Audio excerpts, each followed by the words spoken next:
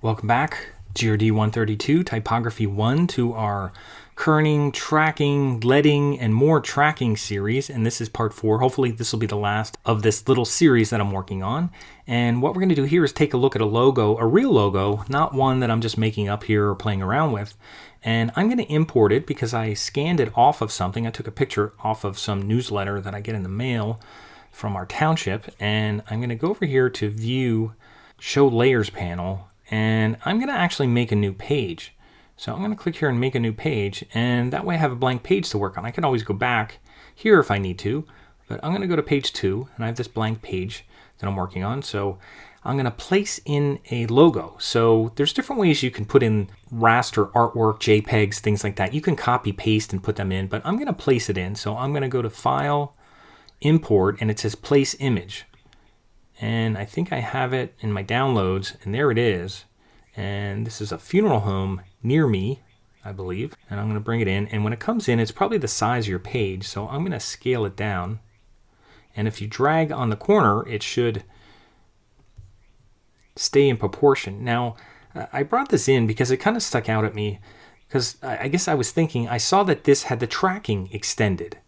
And first thing I thought is, well, why would you do that if you had a long name like that? So right off the bat, there's a lot of things you could say about this logo. It has this weird little thing down here. I don't know what that's supposed to be, and it kind of goes in, and it just kind of fills in space, I guess, because they wanted to put ink on their own line. And again, I'm not criticizing because they're in the funeral home business. They're not in the design business. But I look at it and I think, why would you spread that out when you have a long name?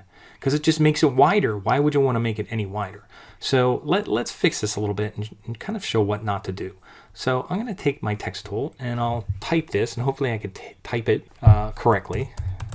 And it's in the last font that I used, so I'm just going to move it up here. Now, this font is very similar to the one we were using, that Garamond, so I'm going to put it in that EB Garamond. There's probably other ones that are, very similar, but I'll try EB Garamond. And it looks like a bold italic. Now they have extra bold italic. I don't know if that's it. It could be, but that looks it looks like the letters have too many thin lines in, so I'm just going to make it bold italic.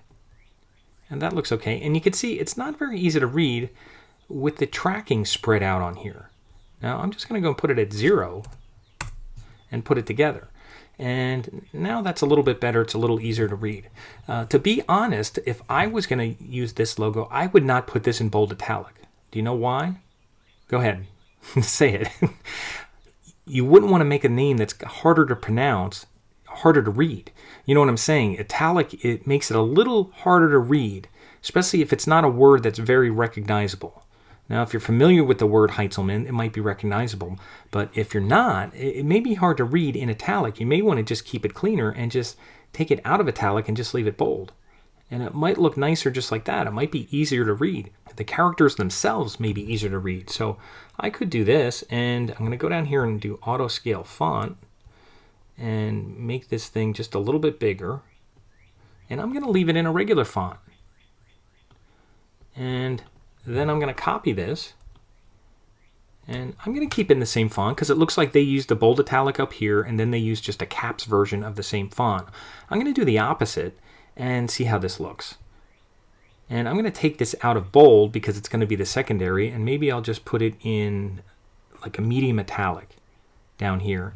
And then I'm just going to highlight and put funeral home and then a comma ink. Now it's getting cut off because I have to adjust the auto down here. And if it doesn't work, make sure you click off so you see the box around here. Then hit auto. Now, if this goes off the page, if you can't see things at the edge of the page, you can always click on the page and turn off this clip content, because I want to see things off the page. So I'm going to turn this off, and now I can see it. Now, I don't want this that big. I want this smaller, and I have auto scale font on because I have the little red thing. And what I'm going to do is I'm just going to do this and just go a little bit smaller and just kind of put that in here. And just kind of move it up. Now, I could mess around with some line or something like that, but I mean, I think this looks better already. just by doing that. And I'm not mixing any fonts. I'm just using the italic version of that. I think this looks better already. I don't like ink being on a separate line because you're really bringing a lot of emphasis to ink. You have these two lines down there like mufflers or something coming down here and going into ink. And they're kind of crowded. There's not a lot of nice spacing in here. And then ink is in caps, in italic. It's just not very nice. You could do this.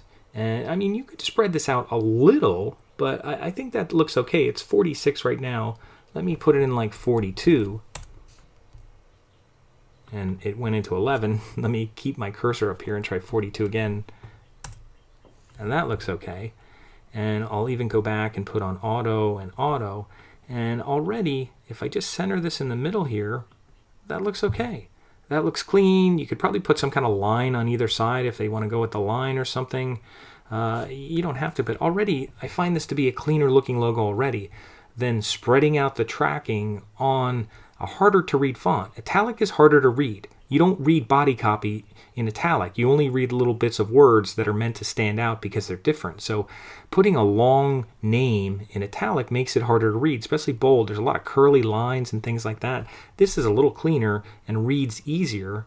And then funeral home ink, it's something it's not out of the ordinary. It's funeral home ink. You could put that in here. Now you could put a line. I'm not going to mess around with lines and graphics and things like that. I just want to show you what not to do with tracking. There's no reason to track out this name because it's long. Why make it longer? And also, why put it in a bold italic when it's a little harder name to pronounce, to see? It's not a common name. If it was Smith or something, that might be fine. But Heinzelman, there's T's and Z's. It's not the easiest thing to spell. Putting it in a nice clean font, and I'm pretty much using the same font for the most part, and this just looks nice and clean. There's more things I could do with it. You put a little arch, and you could add any kind of graphic element or embellishment that you want to, but it definitely looks easier to read now, and it looks more professional than having ink here on a separate line in italic. Like, why is that italic? You could use a different font, you could use a sans serif, something like that, but this already looks better.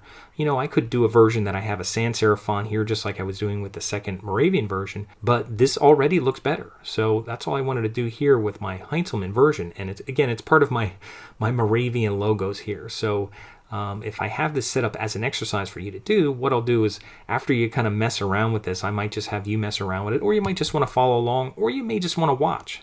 You might want to mess with some things on your own, or you may just want to watch it and then do some things on your own. I'm not sure yet, but I just wanted to go over some of that so you could kind of watch it and just take it in a little bit with just some little simple examples that we're using here.